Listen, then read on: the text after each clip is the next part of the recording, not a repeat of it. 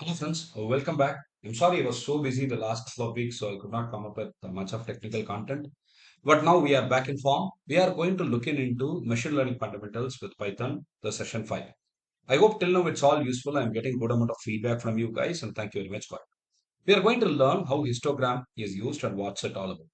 Very simple. It helps you in visualizing the data for whatever we are analyzing. We have a lot of data. We can visualize the data. That's the main purpose of histogram.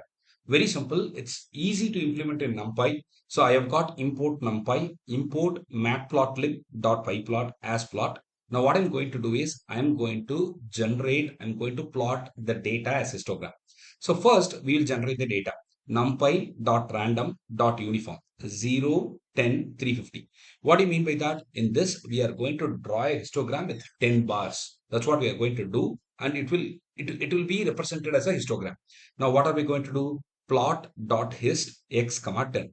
The x is nothing but this is the value that we are generating, and 10 is nothing but the total number of bars here. So you can see the 10 bars. Now, what do we do? Once we run it, this is the output we get. You can see that we have got the bars as 0 to 2, 2 to 4, 4 to 6, 6 to 8, and 10. So the first bar represents how many values in the array are between 0 to 2. Second bar will represent how many values are in between 2 to 4. Third bar represents 4 to 6, similarly 6 to 8, 8 to 10. So that's it. This is histogram. It helps you to visualize. So 29 values are in between 0 to 2. 38 values are in between 2 to 4. That's how we can see that. So you can see that here. So all these are very easy to analyze with histogram. Now, we are going to get into big data distribution. What is it? We have been handling only 200, 300 entries maximum right now, values right now. But can we go with bigger numbers? Can Python help you in doing it? Yes, the challenge is there, but we can create it very easily. And we are going to create an array with 25,000 random numbers and display them using a histogram with 50 bars. So we can do it as 50, 30, 10, whatever you want. You can do it as 100 bars also. It's not going to be a problem.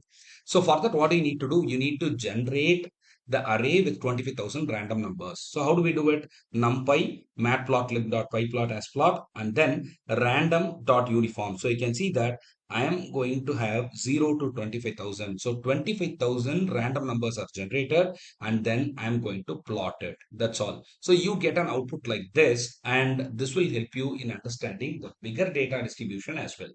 Well, what next? Normal data distribution. What is it? This type of data distribution is simple and is very simple to understand. How to create an array where the values are concentrated or located around a given value. That's called normal data distribution. So I have got a value and how much data, how many data are all around that particular given value. This is called concentration. So that's called as normal data distribution, or technically people even call it as Gaussian data distribution. Now, how do we do it? Very simple. We can have a simple representation here.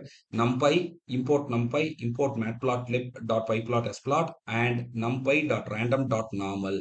Here you can see that it was normal. Last time it was uniform. So when I want normal data distribution, I go with the option normal here and I mention the ranges. So you can see that the curve is very nicely presented and this is also called as the bell curve. Remember, this is bell curve. Well, we'll have more content in the session 6. I hope you have understood till now whatever I have been discussing. If you have any questions, please go ahead and type it in the comment section. I'll be very happy to answer. Thank you.